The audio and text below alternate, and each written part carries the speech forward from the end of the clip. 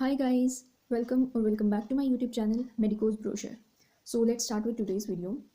As you know कि NEET में अभी बहुत कम टाइम रहता है और अगर अभी आपका सिलेबस कंप्लीट नहीं हुआ है तो you really need to work on yourself.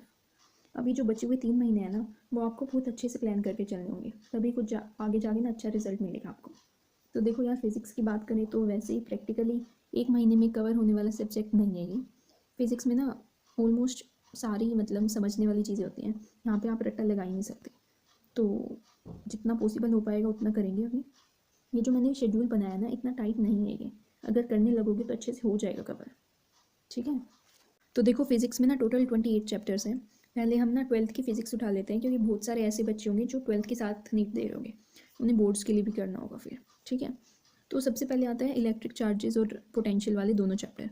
ये दोनों चैप्टर लेंथी हैं तो 3 दिन लग जाएंगे इनमें। वैसे ईजी हैं पर थोड़ा लेंथ वाइज बड़े हैं ये थोड़े। फिर आता है इलेक्ट्रिसिटी वाला, जो कि 1 दिन में आराम से कर सकते हो आप।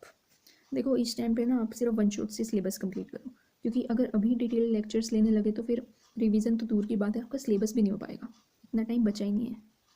तो जो टीचर आपको सूटेबल लगे उनके वन शॉट्स लगाओ और अच्छे से तैयारी करो।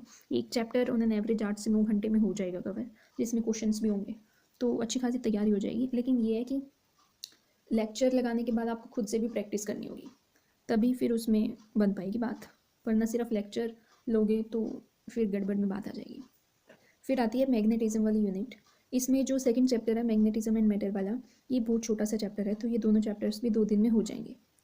फिर आते हैं ये 3 चैप्टर्स, इसमें बस ऑल्टरनेटिंग वाला थोड़ा ठीक ठाक सा चैप्टर, बाकी तो दोनों छोटू छोटू से हैं। ये तीनों चैप्टर 3 दिन में आराम से हो जाएंगे। देखो मैं ना बस आपको ओवरव्यू सा दे रही हूँ कि ऐसे ऐसे कर लेना, करना आपको ही है, और अपने हिसाब से इसको थोड़ा बहुत चेंज कर लेना जैसा आपको ठीक लगे। ठीक है, फिर आती है मेरी personal favourite unit optics. Trust me बहुत इंटरेस्टिंग है, आप एक बार मन लगा के पढ़ो, ऐसा नहीं हो सकता कि आपको ये समझ ही ना आए। इनफैक्ट इसके तो न्यूमेरिकल्स करने में भी बहुत मज़ा आएगा। ठीक है, ये यूनिट भी हो जाएगी 3 दिन में। वैसे तो पूरे 3 दिन भी नहीं लगेंगे, लेकिन इसके न्यूमेरिकल्स प्रैक्टिस कर लेना, थोड़े ट्रिकी आ जाते हैं। फिर लास्ट में बचते हैं मॉडर्न फिजिक्स। आई गेस ये तो सभी को पसंद होगी, मॉडर्न फिजिक्स प्लस सेमीकंडक्टर्स। चारों चैप्टर बहुत ईजी हैं, 3 दिन में ईजीली हो जाएंगे। ठीक है, so done with 12th physics. Now let's move on to 11th। 12th physics की कंपैरिजन में थोड़ी सी टफ है 11th वाली, लेकिन वही बात है, करने के ऊपर है। ये जो यूनिट्स वाला चैप्टर है ना यार, ये तुम ना अपने अकॉर्डिंग किसी भी चैप्टर में एडजस्ट कर लेना, क्योंकि बहुत ईजी है लेकिन स्कोरिंग भी है, तो छोड़ना नहीं है। आप अपने हिसाब से जिस भी चैप्टर में आपको टाइम लगेगा ना, तो उसमें एडजस्ट कर लेना इसको। अब आते हैं काइनेटिक्स पे। 1D और 2D दोनों चैप्टर्स लेंथी हैं थोड़े, तो 3 दिन में कर लेना आराम से। फिर है लॉज ऑफ मोशन और वर्क वाला चैप्टर, दोनों ही बहुत ज़्यादा इंपॉर्टेंट है, 3 दिन में न्यूमेरिकल के साथ प्रैक्टिस करना है। ठीक है, दोनों चैप्टर्स को। फिर आते हैं रोटेशनल मोशन।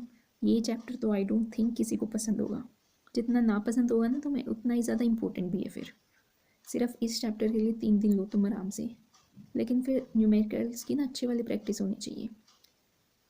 ये डन है। फिर नेक्स्ट है ग्रेविटेशन, 1 दिन में हो जाएगा आराम से।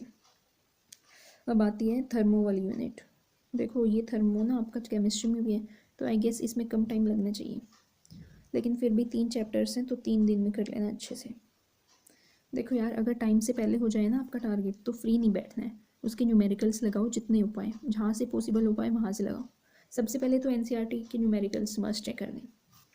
लास्ट ईयर्स के पेपर के उठा के देखो आप, यूँ कि यूँ न्यूमेरिकल्स आ जाते हैं एनसीईआरटी से। अभी लास्ट के 2 चैप्टर्स बचते हैं, 2 दिन में हो जाएंगे, ये भी ईजी चैप्टर्स हैं, ऑसिलेशंस और वेव, दोनों ईजी हैं, कोई दिक्कत वाली बात नहीं है। ठीक है, तो डन है ये भी। अब देखो यार, दोबारा बोल रही हूँ, फिजिक्स में बिना न्यूमेरिकल्स कुछ नहीं है, सिर्फ थ्योरी करोगे तो वही 50 to 60 मार्क्स बैठ के रहोगे। प्रैक्टिस करो जितना हो पाए, पहले एनसीईआरटी करो। ठीक है, एनसीईआरटी को टिप्स भी करो, उसके बाद कोई भी दूसरी बुक्स उठा के उसमें से प्रैक्टिस करना। ठीक है, सही है। तो इस वीडियो में इतना ही, थैंक्स फॉर वॉचिंग। वीडियो अच्छी लगी हो तो लाइक कर देना, शेयर कर देना और चैनल सब्सक्राइब कर देना। नेक्स्ट वीडियो के लिए स्टे ट्यून्ड, बाय बाय।